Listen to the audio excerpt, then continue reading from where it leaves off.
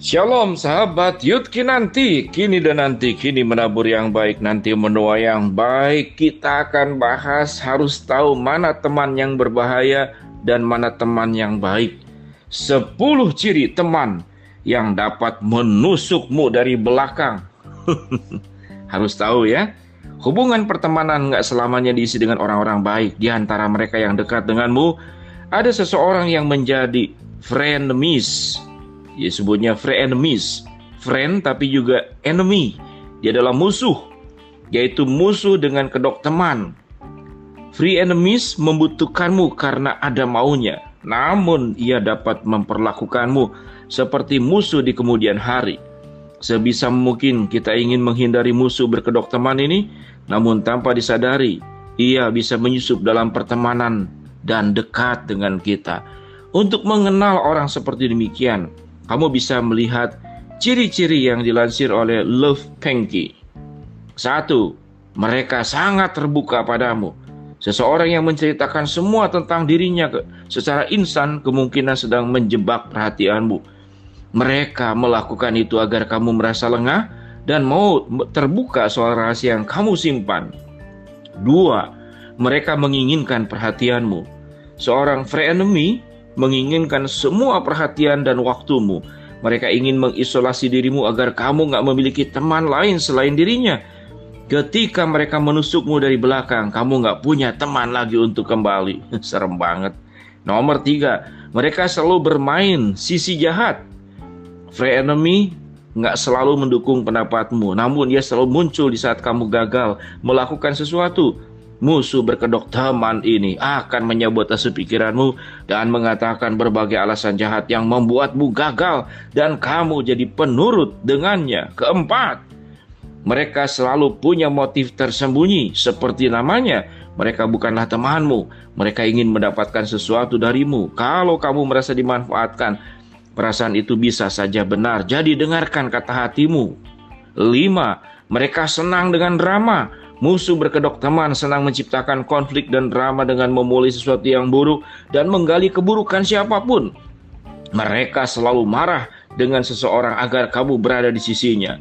Frenemy juga akan menciptakan skenario palsu agar kamu bertengkar dengan orang lain. 6, mereka senang untuk tahu semua keburukan. Tentu saja mereka senang akan hal itu untuk tujuan mereka. Frenemy senang menyimpan keburukan orang lain dan apapun yang bisa digunakan untuk mempermalukan orang lain. Ketika bersama teman seperti ini, ia akan terus membicarakan gosip dan keburukan orang lain. 7, mereka menggunakan canda untuk membuatmu down. Frenemy menyamarkan sikap permusuhan mereka kepadamu dengan candaan. Mereka selalu menjadikanmu sebagai bahan hiburan dan orang lain akan melihat itu sebagai sikap yang lucu saja. Namun kamu tahu kalau nggak ada sesuatu yang lucu untuk candaan itu. 8, mereka membuatmu bingung akan hal yang harus dilakukan. Mereka akan bersikap baik namun berbicara dengan nada yang menunjukkan ketidaksukaannya denganmu dan membuatmu bingung apa yang harus dilakukan saat bersama mereka. Tentu nggak menyenangkan, bukan? Juga ini bukan sikap yang ada dalam hubungan pertemanan. 9, mereka nggak suka ditantang. Dalam hati seorang frenemy ada rasa insecure. Mereka nggak tahu ketika kamu mempertanyakan keunggulan mereka atau menantang mereka. Teman seperti itu hanya berharap agar kamu bersikap sama seperti yang ia katakan. 10, mereka nggak peduli denganmu. Gerakan khas musuh berkedok teman ini adalah mereka nggak peduli denganmu.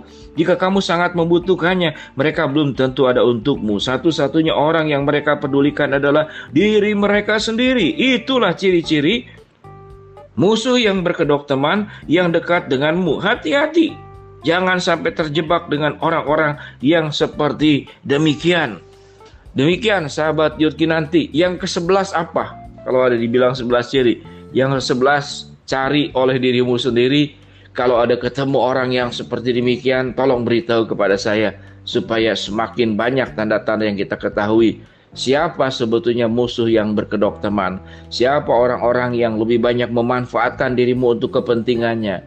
Tidak perlu berbaik hati dengan orang seperti demikian, karena semakin kau berbaik hati, engkau semakin dimanfaatkan. Semakin berbaik hati, dia sendiri lama-lama semakin buruk. Jangan menjerumuskan dirimu, jangan juga menjerumuskan temanmu semakin buruk. Berikan batasan. Tidak harus kita berteman dengan siapapun. Karena firman Tuhan dalam Mazmur 1 ayat 1 dikatakan, jangan duduk dalam kumpulan pencemooh, jangan berdiri di jalan orang berdosa, dan jangan mendengarkan nasihat orang fasik. Sahabat Yud Kinanti, bijaksanalah dalam berteman. Tidak semua orang harus engkau temani. Pilih temanmu yang bisa membawa baik. Kalau ada orang mau berteman denganmu, pilih orang yang dia juga mau dipengaruhi untuk hal-hal baik, bukan dia datang untuk memburukkan kehidupanmu. Itulah sahabat Yud Kinanti, agar kita bijak dalam bergaul. Tuhan memberkati. Shalom, sampai jumpa kembali di dalam episode berikut. Kinanti, kini dan nanti.